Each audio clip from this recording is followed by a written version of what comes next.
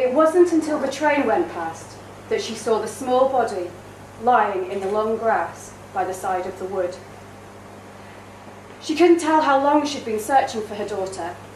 It was dusk, but it had seemed darker as she ran through the wood, tripping on hooked tree roots, her feet crunching through crisp, curled ash leaves. Around a tight bend, she stopped. Blocking the path was a dog. It was looking directly at her. The dog was built like a wolf, but white with uncanny blue eyes. In the twilight, its ghostly fur seemed to glow. A woman, all in black, with dreadlocks bound by silver coils, jerked its lead. The dog's pink tongue lolled over its sharp teeth. She hauled the animal ungraciously out of Laura's way. At the edge of the wood, Laura paused, trying to catch her breath, wondering which way to go, where to look next. This part had once been an orchard, and was now overrun by sycamore saplings with diseased leaves. But there were a couple of crooked apples left, with a few remaining fruit on the uppermost branches, small and hard, and a poisonous green. Out of the shelter of the trees, she felt the rain, light and cold, sweep across her face. The wind rustled through the leaves. Somewhere overhead, a crow cawed. She ran blindly across the meadow through puddles of freezing mud. There were ranks of rosebay willow herb, the last seeds clinging to the desiccated stems, and clumps of hemlock, architectural against the clouded night sky. The white underbelly of wheeling seagulls reflected what little light was left. She kept catching the image as if out of the corner of her eye, a small girl with a tan satchel and a red coat, running through the grass. Autumn had been missing since school had finished. No one had seen her 9-year-old daughter after she'd left the classroom. At the meadow's edge, she followed a concrete path that led across a bridge suspended over a railway. There were bars all the way around to prevent people falling onto the track. She was more exposed to the elements now. The wind and rain howled through the metal cage enclosing her. It seemed impossible that someone could fall or be shoved from the bridge.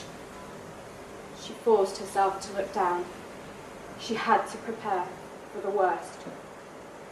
There was no sign of her daughter, no sign of a small body crumpled by the railway. She pushed her damp hair out of her eyes and turned back towards the darkening expanse of grass, the skyline dominated by bare-knuckled branches, stark against the orange glow of the city. In her haste, she hadn't thought to bring a torch. She turned her mobile on and used the frail light from the screen to comb the ground. After a few moments, the phone chirped. She hoped against hope that it was a text from Mrs. Simpson to say that she'd found her, that Autumn was safe. There was an image of a red, flashing battery. She turned her phone off. If she didn't find her daughter soon, she would need enough charge to ring the police. She ran up to the peak of Narroway's one sharp hill, the tiny urban nature reserve, bisected by 3 railway lines spread below her, an unfolding of black shapes, choppy grass, thorny shrubs, spear-tipped metal fences, the dark bulk of the wood, and, straight ahead of her, a chasm through the stone cliffs to the train tracks below. The lines began to sing a shrill electric song, and then the cacophony of the train roared out of the darkness. The carriages were almost empty and painfully bright as they hurtled along the tracks to the heart of the city. And in the fleeting light, she saw the meadow, dotted with stunted hawthorns, their twisted limbs dense with red berries, and then a shape, achingly familiar, child-sized, shockingly still. She ran down the hill. In the blackness of the night and in the rain and the wind, it felt as if she was falling towards her daughter. She found the satchel first, in a thick clump of clover, and then there was Autumn, abandoned below a tangled briar. She was wearing the red coat her grandmother had bought her a week ago. Laura knelt next to her and cupped the child's cold face in her hands and felt her hair wet against her wrists.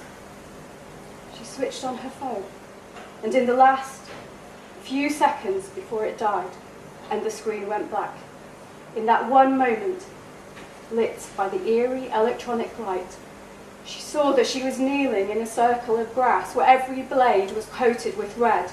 Autumn's hair was sticky with it. Her face and neck were bright red. Only one small, pale spot on her cheek was visible, where her skin, free of blood, gleamed, as polished as bone.